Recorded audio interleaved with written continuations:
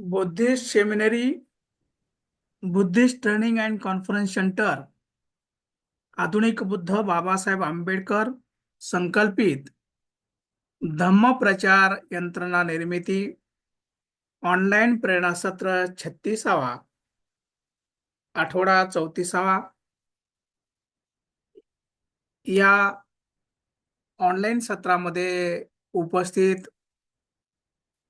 Buddhist सेमिनरीचे मुख्य समन्वयक आदरणीय सत्येंद्रजी तीर्थुंबडे सर, या ऑनलाईन प्रेरणा सत्रामध्ये प्रशिक्षण घेणारे आपले सर्व धम्म बांधव, आपणा सर्वांना माझा सविनय जय भीम नमो बुद्धाय. सुखो बुद्धान उपादो सुखा सधम्म देसणा सुखा संघस्स सामग्री समगाणं तपोसुको. या पाली बुद्धोग्गो धम्म पदाचा अर्थ आहे सुखद आहे बुद्धाचा जन्म, सुखकर आहे सदधम्माचे श्रवण करणे, सुखद आहे संघाची म्हणजे समाजाची धम्माचरण करणाऱ्यांची एकता, सुखद आहे सगळ्यांनी एकत्र येऊन केलेले कार्य. दि बुद्धा अँड इज धम्मा या आधुनिक बुद्ध बाबासाहेब आंबेडकर लिखित धम्मग्रंथाच्या पहिल्याच पृष्ठावरती समर्पण रूपामध्ये अनेक धम्मपदातून बाबासाहेबांनी हे एक धम्मपद निवडलेले आहेत. या धम्मपदानुसार आपल्याला आचरण करायचं आहे. समस्त मानव प्राणी व निसर्गाच्या कल्याणासाठी ज्यांनी दुःखमुक्तीचा आदर्श मार्ग सांगितला ते आपल्या सर्वांचे मार्गदाते तथागत भगवान बुद्ध व 20व्या शतकातील आधुनिक Buddha, Samata Sainik Dal, People's Education Society, the Buddhist Society of India, Republican Party of India या मातृसंस्थांचे संस्थापक, मूकनायक बहिष्कृत भारत, प्रबुद्ध भारत या वृत्तपत्राचे जनक, 1956 नंतरच्या धर्मांतरित बौद्धांचे धम्मगुरू, आधुनिक भारताचे निर्माते, भारतीय संविधानाचे शिल्पकार, भारतरत्न परमपूज्य डॉक्टर बाबासाहेब आंबेडकर यांच्या स्मृतीस, विचारास व कार्यास प्रथम मी त्रिवार अभिवादन करतो. या ऑनलाईन प्रेरणा सत्राची सुरुवात आपण नेहमीप्रमाणे त्रिरत्न नमन आणि त्रिशरण पंचशील या गाथेने करत असतो. मी आदरणीय अंकुजी चव्हाण साहेब यांना विनंती करतो, कृपया आपण त्रिरत्न नमन आणि त्रिशरण पंचशील या गाथा घ्याव्यात ही विनंती आहे. आदरणीय अंकुजी चव्हाण साहेब. सर्वांना सप्रेम जय भीम नमो बुद्धाय. सर्वांनी हात जोडून घ्यायचे आहेत. बुद्धं नमामि, धम्मं नमामि, संघं नमामि. नमो तस् भगवतो अरहतो सम्मा संबुद्धस्स. नमो तस् भगवतो अरहतो सम्मा संबुद्धस्स. नमो तस् भगवतो अरहतो सम्मा संबुद्धस्स. बुद्धं शरणं गच्छामि, धम्मं शरणं गच्छामि, संघं शरणं गच्छामि. द्वितीयंपि बुद्धं शरणं गच्छामि, द्वितीयंपि धम्मं शरणं गच्छामि, द्वितीयंपि संघं शरणं गच्छामि, तृतीयंपि बुद्धं शरणं गच्छामि, तृतीयंपि धम्मं शरणं गच्छामि, तृतीयंपि संघं शरणं गच्छामि. पानातिपाता वेरमणि सिक्खापदं समादियामि. अदिन्नदाना वेरमणि सिक्खापदं समादियामि. कामे सुमिच्छाचारा वेरमणि सिक्खापदं समादियामि. मूसावादा वेरमणि सिक्खापदं समादियामि. सुरामेरय मज्ज पमादठाना वेरमणि सिक्खापदं समादियामि. साधु साधु साधु.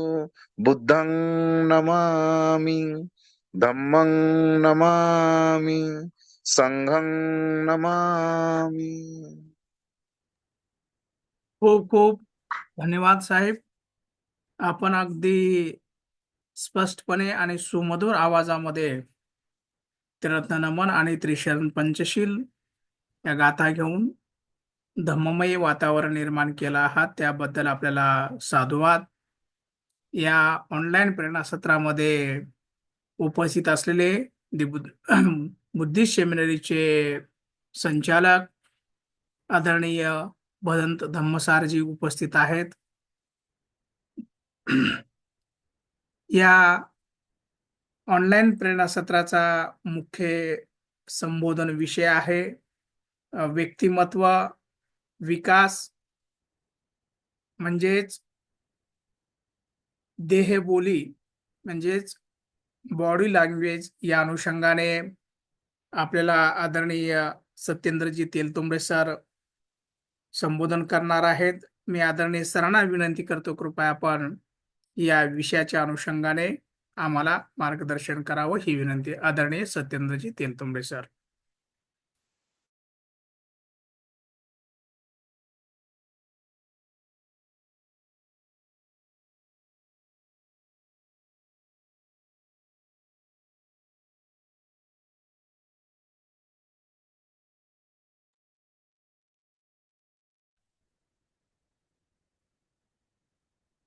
सर आवाज येत नाहीये, माईक ऑफ दिसतोय.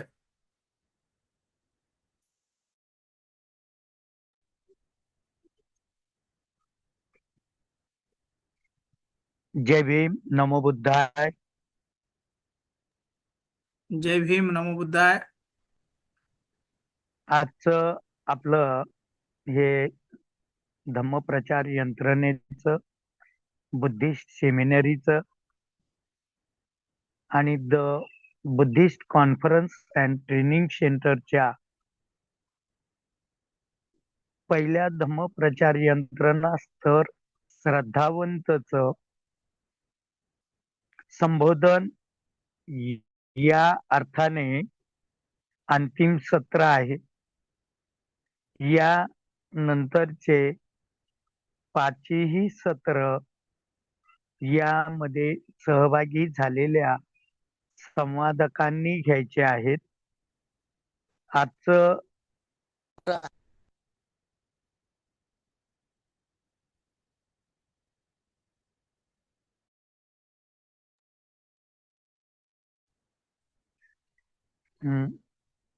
क्षमस्व बडगे साहेब, थोडस मनमाडवाल्यांना ते काहीतरी लिंकिंगचा प्रॉब्लेम येऊन राहिलाय. घोक्षे सरांना पण. हॅलो. तर आवाज येतोय सगळ्यांना? कोणीतरी एक जणांनी सांगा. हा आदरणीय सर, आवाज येतो व्यवस्थित, काय अडचण नाही. धन्यवाद.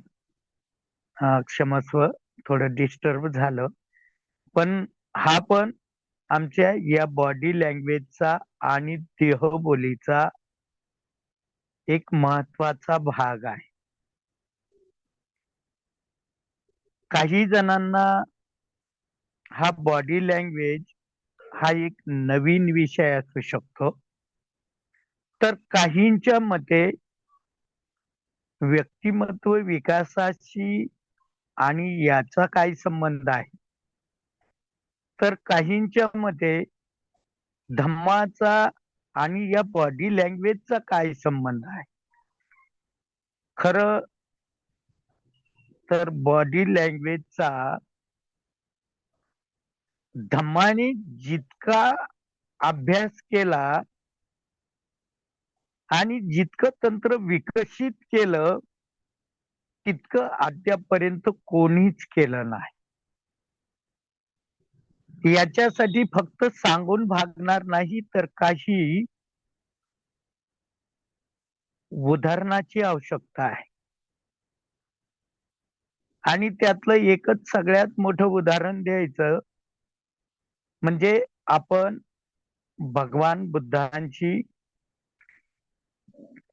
प्रतिमा पाहतो, भगवान बुद्धांचा फोटो पाहतो आणि त्या फोटो भोवती एक आभा असते की जे पांढरं शुभ्र असं क्षीरकमलाभोवती भगवंताच्या चेहऱ्याभोवती वर्तुळाकार असा प्रकाश दाखवलेला असतो. खूप कमी जणांनी हा प्रश्न उपस्थित केलेला असतो की हा प्रकाश कशासाठी आहे. आणि आता तर सगळे चित्रकार जे आहेत हे चित्रकार जे कोणी देवी असतील, देवता असतील, या सगळ्यांच्या भोवती, सगळ्यांच्या चेहऱ्याच्या क्षीरकमलाच्या भोवती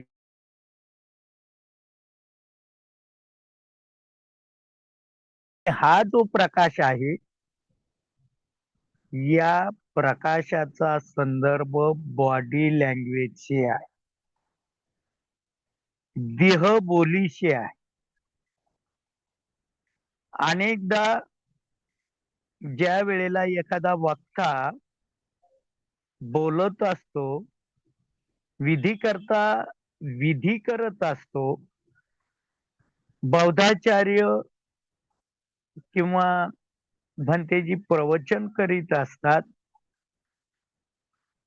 त्या वेळेला या बॉडी लँग्वेजचा, बोलीचा फार मोठा परिणाम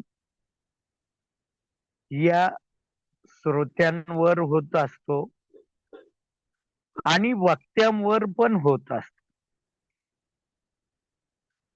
त्याचे काही टेक्निक्स पण हल्ली जे कोणी वक्ता कसं व्हावं, वक्तृत्व कौशल्य कसं विकसित करावं, यावर जे क्लास घेतले जातात त्यावर ह्या गोष्टी जास्त करून भर दिला जातो. तर भगवंताच्या भोवती जे होतं ते सगळं या देहबोलीचा भाग आहे. आपण जी अष्टमंगल गाथा, त्याच्यातल्या ज्या 8 घटना जय मंगल अष्टगाथाच्या, त्यातल्या ज्या काही घटना आहेत त्या घटना डायरेक्ट या बॉडी लँग्वेजशी संबंधित आहे, या देहबोलीशी संबंधित आहे. उदाहरणच सांगायचं झालं तर त्याच्यामध्ये जे आपण म्हणतो नालागिरी गजवरंगातिमत्त भूतं, आणि त्यामध्ये भगवंताचा जो गुण सांगितला मेतेन बुषेक विधीना, म्हणजे मैत्री रूपाच्या जलाने, मैत्री रूपाच्या तरंगाने, म्हणजेच मैत्रीच्या देहबोलीने हा अतिशय सुसाट सुटलेला, देवदत्ताच्या सांगण्यावरून हा पिसाळलेला हत्ती ज्या वेळेला भगवंताकडे येतो आणि ज्या वेळेला भगवंताची ही मैत्री रूपाचे तरंग त्याच्यावर प्रभावित होतात आणि हा नालागिरी हत्ती शांत होतो. जे जे इफेक्ट्स आहेत हे बॉडी लँग्वेजचे इफेक्ट्स आहे, ही देहबोली आहे. आपणही सहज चालता बोलता म्हणतो, हे त्याच्याजवळ नको जाऊ, तो खूप रागात आहे. म्हणजे त्याची बॉडी आपल्याला, त्याची देहबोली आपल्याला लगेच समजते की अरे त्याचे डोळे लाल झालेले आहेत, तो थरथर कापतोय किंवा रागाचे त्याचे तरंग सगळीकडे प्रसारित झालेले आहेत. आणि हा जो मुद्दा आहे, हा मुद्दा देहबोलीशी संबंधित आहे. ही जी देहबोली आहे, जे विपश्ची साधक आहेत, ते विपश्ची साधक याला तरंग म्हणतात. आणि हे जे तरंग असतात, ही जी बोली असते, ही आमची बोली. आता आम्ही मराठी बोलतो, इंग्रजी बोलतो, जगामध्ये अनेक भाषा बोलल्या जातात. मात्र या भाषा वेगळ्या वेगळ्या आहेत, त्या आम्हाला समजत नाहीत. परंतु देहबोलीची भाषा जगातील कोणत्याही व्यक्तीला समजते. नुसते व्यक्तीला समजत नाही, तर सगळ्या पशु पक्षी प्राण्यांनाही समजते. आणि हीच बॉडी लँग्वेज आम्हाला डेव्हलप करायची आहे. आणि ती डेव्हलप कशी होते, तर त्याचं संपूर्ण उगमस्थान मन हे आहे. आम्ही अनेक ठिकाणी खर तर या देहबोलीचा एक व्यक्तिमत्वाचा, पर्सनॅलिटीचा एक फार मोठा मुद्दा आहे, भाग आहे. अगदी कधी कधी मी ज्या वेळेला एखादा कार्यक्रम असतो, त्यावेळेला आवर्जून या देहबोलीचा अभ्यास करत राहतो. आणि तुम्ही पण हे करत असाल किंवा करू शकता. त्या कार्यक्रमात तुम्ही पहा की काही जी माणसं असतात, ती माणसं अजिबात दुसऱ्या व्यक्तीला जवळ येऊ देत नाहीत. किंवा ती जवळ आली किंवा अनोळखी जवळ आली की ते लगेच त्याच्यापासून लांब सरकतात, तटस्थपणा होतात. आणि उगीचच आपण जर निरीक्षण केलं की नाही गड्या, अरे हा व्यक्ती, माणसं म्हणतात नाही तो तुसडा आहे बर का, हा माणूस घाणा आहे बर का, हे सहज असं लक्षात येतं की अरे या कार्यक्रमामध्ये. आणि काही माणसं बुद्धाच्या बाबतीत काही फार गुणवैशिष्ट्य भारी होती. किती गुणवैशिष्ट्य, त्या गुणवैशिष्ट्यामध्ये की भगवंत पूर्वभाषी होते. पूर्वभाषी होते. आपण जर महामंगल सूक्त पहिला भाग वाचला, एवम सुत्तंग एक समयं भगवा सावती विहरती, तर त्याच्यामध्ये ते जाणवतं की काही माणसं येतात आणि त्यांचे तरंग आणि भगवंताच्या तरंगाचा, देहबोलीचा एकमेकावर परिणाम होतो. आणि मग काही जण त्यांना वंदन करतात, एका बाजूला बसतात. काही जण वंदन न करताच बसतात. तर काही जण भगवंताने प्रभावित होऊन त्याच पद्धतीने उभे राहतात. याचं वर्णन ज्या वेळेला भगवंतानी बुद्धत्व प्राप्ती झाली, त्या बुद्धत्व प्राप्तीनंतर ते कोणाला सांगावं म्हणून भगवंत विचार करतात.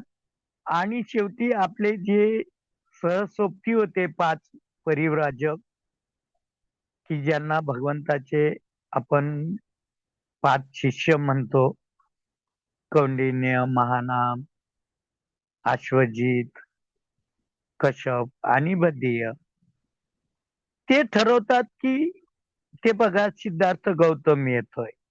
बाबासाहेबांनी फार सुंदर वर्णन केलंय त्याचं. पहा तो सिद्धार्थ गौतम येतोय. त्यांनी आपली कठोर तपश्चर्या सोडली.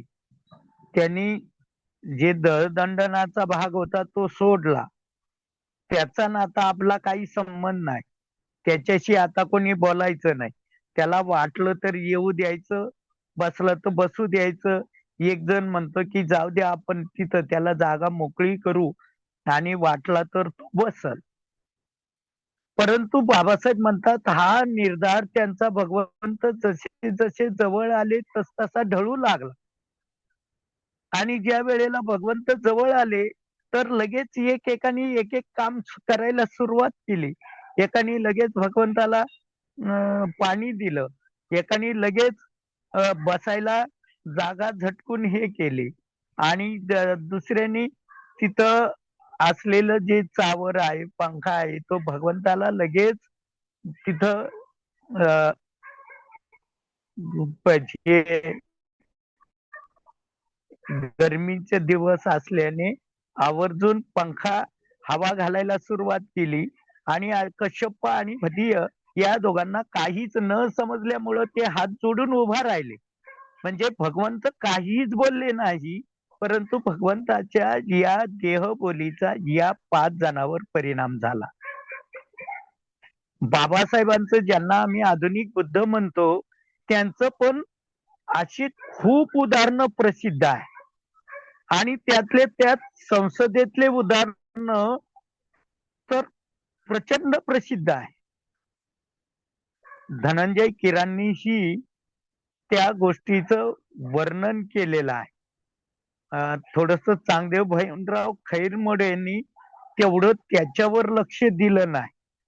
धनंजय कीरांनीही 1-2-3 ठिकाणी म्हणजे मला तो वाटतंय एकाच ठिकाणी त्या गोष्टीचं वर्णन केलेलं आहे. की त्या वर्णनामध्ये की बाबासाहेब नेहमी ते केंद्रीय मंत्री असले, कितीही मोठे असले, संसदेचे एक प्रगाढ पंडित असले, शिल्पकार असले, तरी बाबासाहेबांनी संसदेत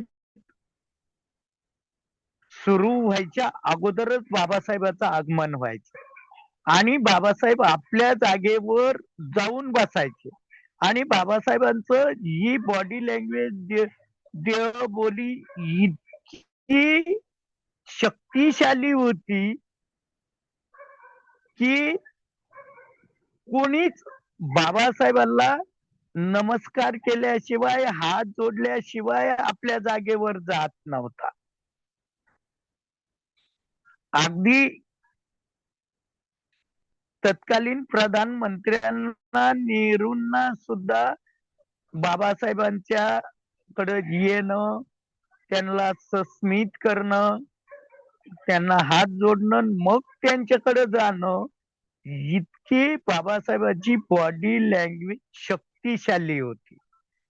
आणि ही बॉडी लँग्वेजचं दुसरं एक वैशिष्ट्य आहे की आम्हाला काही वेळेला रागवावं लागतं. रागवणं म्हणजे अधम्म नाही, लक्षात घ्या. पण त्या रागवण्यामागं कटुता नसली पाहिजे. आणि बाबासाहेबांचं असं काही वेळेला रागवावं पण लागलेलं आहे. आणि लगेच दुसऱ्या क्षणाला त्या मनाला लगेच मैत्री भावनेमध्ये, करुणेमध्ये बाबासाहेब घेऊन जात होते. म्हणजे जे 4 ब्रह्मविहार आहेत, हे या बॉडी लँग्वेजशी अतिशय जवळचे आहेत. की ज्या वेळेला मैत्री भावना, मनातली मैत्री भावना ज्या वेळेला आनंदी असते, त्यावेळेला ती मुदितेचं रूप घेते.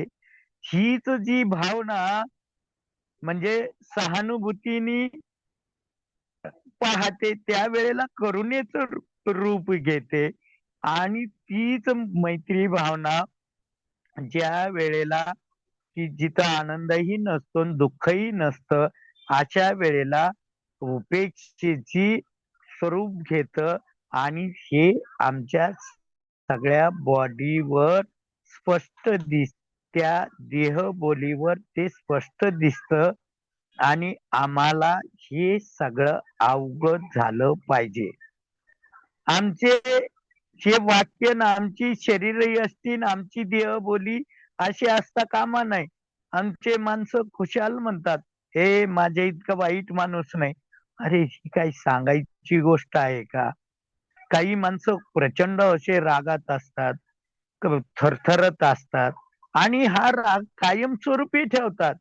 या देहबोलीचा त्या स्वतःवर किती वाईट परिणाम होतो, किती तकलीफ त्या देहाला आणि मनाला होते. या देहबोलीवर लक्ष ठेवणं म्हणजे खरं तर विपश्यना आहे. म्हणजे सी ॲज इट इज, जसं आहे तसं पाहणं आहे. आम्ही काही माणसं पूर्वभाषी असतात, काही माणसं हसतमुख असतात, काही माणसं एव्हरग्रीन असतात आणि या गोष्टीचा परिणाम आमचा काम करून घेण्यावर खूप मोठा होतो. म्हणजे न बोलता सुद्धा तुम्ही तुमचं काम करून घेऊ शकता. इतकं या बॉडी लँग्वेजला महत्व आहे. तुम्ही जर मैत्री भावनेने ओथंबलेले असले, तर आमची ही बॉडी लँग्वेज एक आमचा धम्म प्रसारित करत असते, सद्धम्म प्रसारित करत असते. आम्हीही त्या काही ठिकाणी जर आपण पाहिलं, की काही खूप उदाहरणं आहेत. त्यातलं एक मोहम्मद पैगंबराचं एक उदाहरण मोठ्या स्वरूपात सांगितलं जातं, की एकदा मोहम्मद पैगंबर त्यांच्या एका अनुयायासोबत गेले. तो अनुयायी म्हटला, की "अरे अमुक-अमुक माणूस होता, तो तुमच्याविषयी खूप वाईट बोलतोय.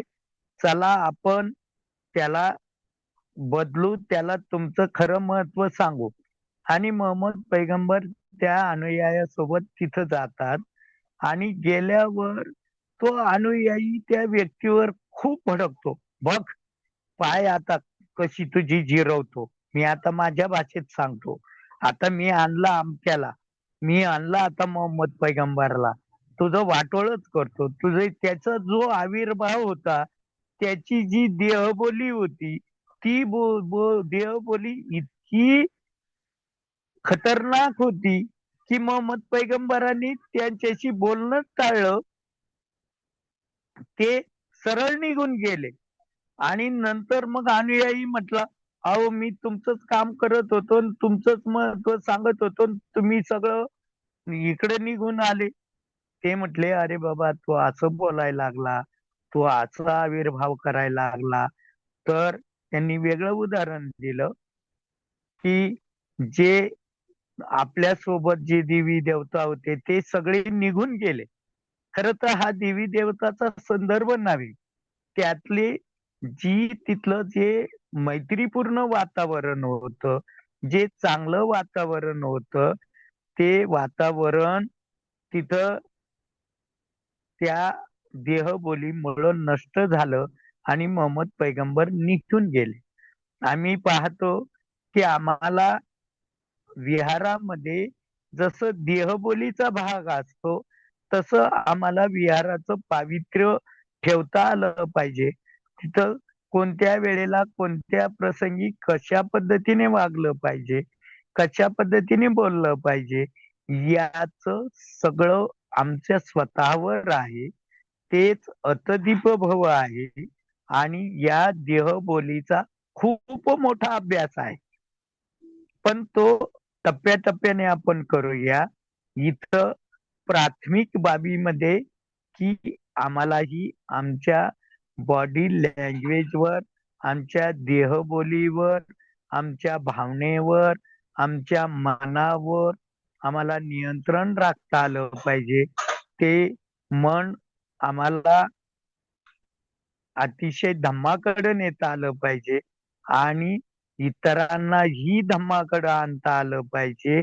अशा संदर्भात विकसित करण्यावर आम्ही सातत्याने भर दिला पाहिजे. तर असा हा एक भगवंताच्या, बाबासाहेबांच्या अशी खूप उदाहरणं आहेत. महात्मा फुलेंचंही हे उदाहरण आहे की त्यांना मारायला आलेले दोन शिष्य ज्या वेळेला महात्मा फुलेंची बॉडी लँग्वेज पाहिली आणि त्यांनी सरळ त्यांच्या पुढं मान केली आणि मारा म्हटले, परंतु महात्मा फुलेंच्या करुणेमुळं ते त्यांचे शिष्य बनले. म्हणजे श्रमण संस्कृतीमध्ये हे फार मोठे उदाहरणं आहेत.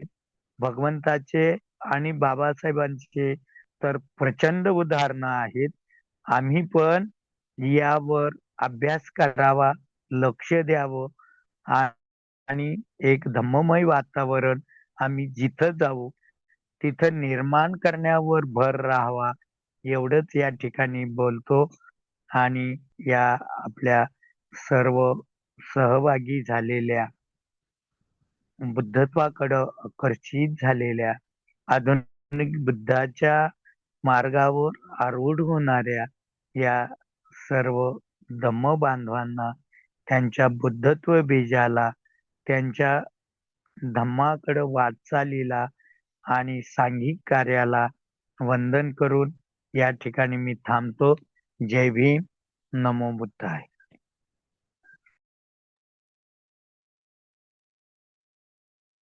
खूप खूप धन्यवाद साहेब. आपण अगदी व्यक्तिमत्व विकासाच्या अनुषंगाने देहबोलीच्या संदर्भामध्ये तथागतांचे आणि बाबासाहेबांचे रेफरन्स देऊन अतिशय अभ्यासपूर्ण असे रित्या संबोधन केला आहात, त्याबद्दल आपल्याला अनेक साधुवाद. आपल्या या प्रेरणा सत्रामध्ये शेवटची 4 मिनिटं राहिलेली आहेत. संशय निवृत्ती नावाचा आपण जो भाग याच्यामध्ये ठेवलेला आहे, कोणाला काही अजून या विषयाच्या अनुषंगाने काही जाणून घ्यायचं असेल तर त्यासाठी हा वेळ 1 मिनिटांचा आपल्यासाठी खुला आहे. कृपया त्यांनी आपला जो काही संशय असेल तो इथे ठेवावा, ही विनंती. संशय नसला तर अभिप्राय पण द्यायला हरकत नाही.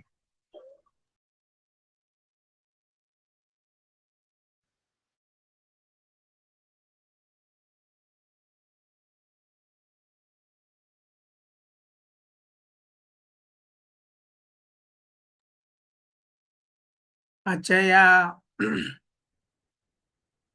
प्रेरणा सत्रामध्ये अनेक मान्यवरांनी सहभाग नोंदवलेला आहे. बरेच नवीन नावे इथे ऍड झालेली दिसत आहेत. त्यातल्या त्यात सुधीरजी कांबळे सर देखील आपला वेळ काढून यामध्ये उपस्थित आहेत. त्यांना साधुवाद. काही या विषयाच्या अनुषंगाने आताच सरांनी जसं सुचवलेलं आहे की अभिप्राय असेल तर तो नोंदवू शकता. आपल्याकडे 2 मिनिटाचा वेळ आहे. नसेल तर आपण शेवटची आपली शरणते गाथा घेऊयात आणि हे ऑनलाईन प्रेरणा सत्र संपवूयात. आहे कोणाकडे काही?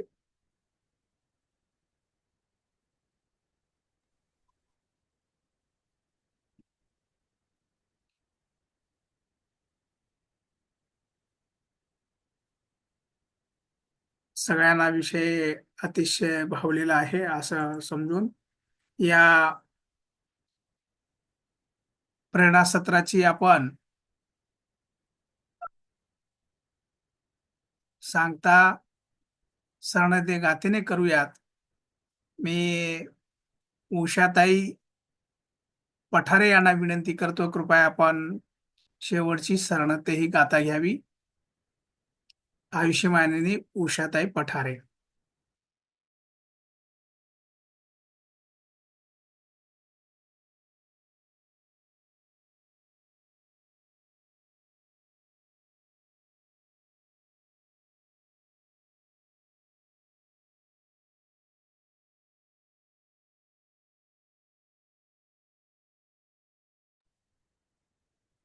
उषाताईचा मोबाईल कनेक्ट होत नाहीये. मी सुरेश घोंगशे साहेबांना विनंती करतो, कृपया आपण शरणते गाथा घ्यावी, ही विनंती आहे.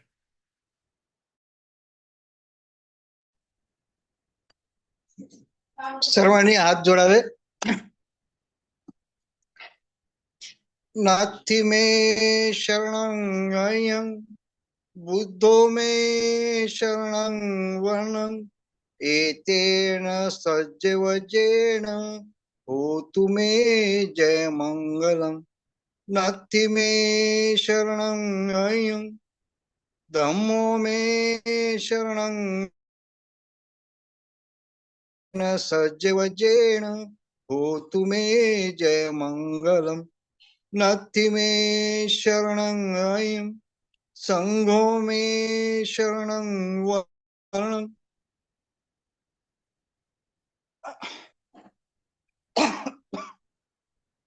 नास्ति मे शरणं अयं संघो मे शरणं वरणं एतेन सज्जवजेन होतु मे जय मंगलम. साधु साधु साधु. बुद्धं नमः.